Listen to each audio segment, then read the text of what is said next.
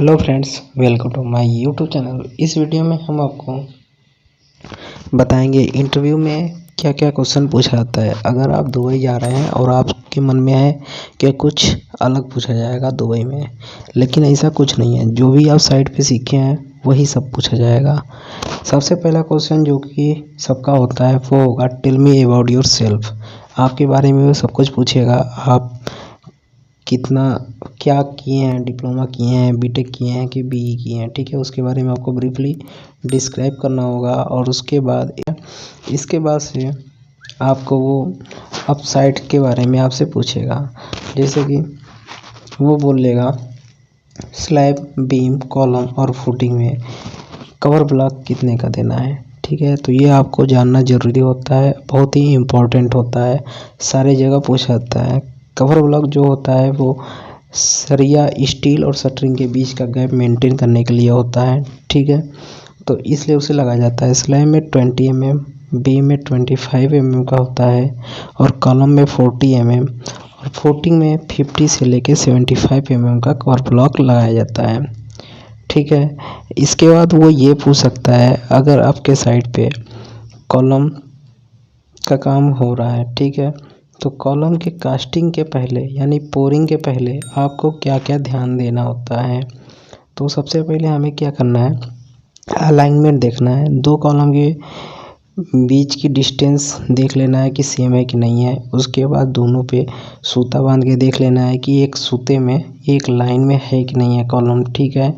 इसके बाद आपको उसकी सरिया चेक कर लेनी है। अगर उसके मेन बार 10 स्टील है सपोज, तो उसमें 10 स्टील है कि नहीं है वो गिन लेना है। उसके बाद काउंटिंग करने के बाद आपको अब ड्राइंग के अकॉर्डिंग देखना है कि वो स्टील की मेन बार जो है उसी डाया की है कि चेंज है, ठीक है। अगर ये सब कुछ सही होता है तो आप उसमें जो स्टीरप्स डालते हैं उस स्टीरप्स की हमें स्पेसिंग देख लेनी होती है कि स्पेसिंग भी सेम है कि नहीं। और स्पेसिंग दो जोन में होता है, जोन 1 और जोन 2।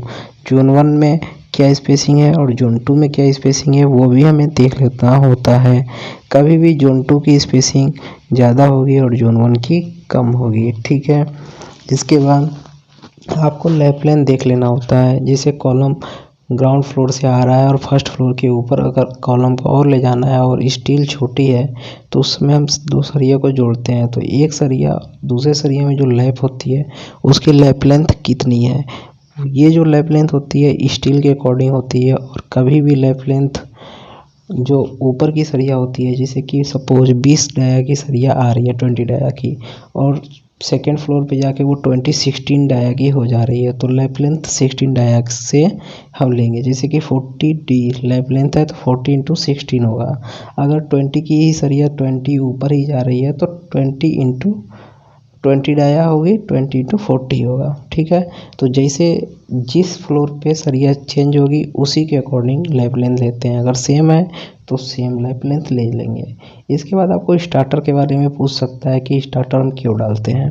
तो स्टार्टर हम इसलिए डालते हैं कि हमारा फॉर्मवर्क जो है अच्छे तरीके से लग जाए नीचे में। अगर स्टार्टर हम कॉलम या शेयर वॉल में डाल दें तो उस समय हमें सेटिंग लगाने में ईजिली होता है और हमारा कॉलम ट्विस्ट होने का चांस बिल्कुल भी कम होता है, ठीक है। इसलिए हम स्टार्टर लगाते हैं। स्टार्टर कोई कंपलसरी नहीं है, स्टार्टर की जगह पे हम सरिया का टी भी मार सकते हैं वेल्ड करके, ठीक है।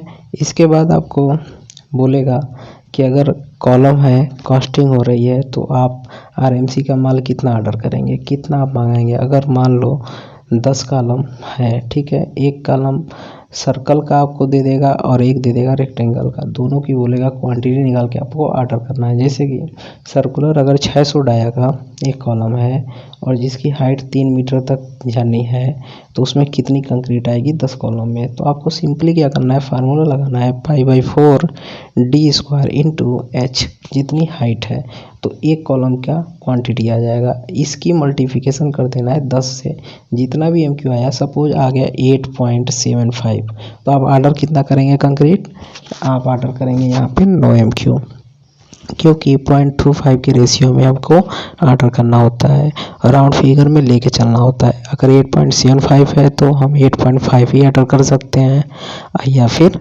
9 MQ, ठीक है। इसी तरह अगर रेक्टेंगल का वो दे दे तो रेक्टेंगल का तो सिंपल होता है।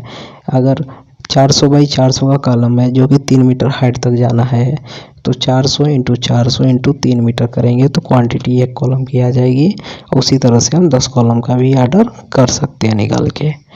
ठीक है, तो इस तरह से हम सारा कुछ काम करते हैं साइट पे।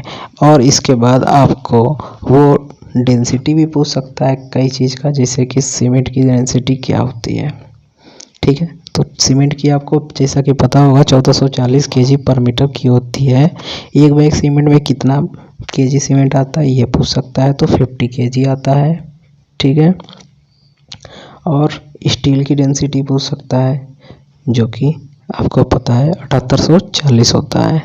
ठीक है, तो इस तरह से सारा डेंसिटी आपको याद करना होगा और ज़्यादा कुछ है नहीं, यही सब क्वेश्चन पूछता है। ठीक है, तो मिलते हैं नेक्स्ट वीडियो में।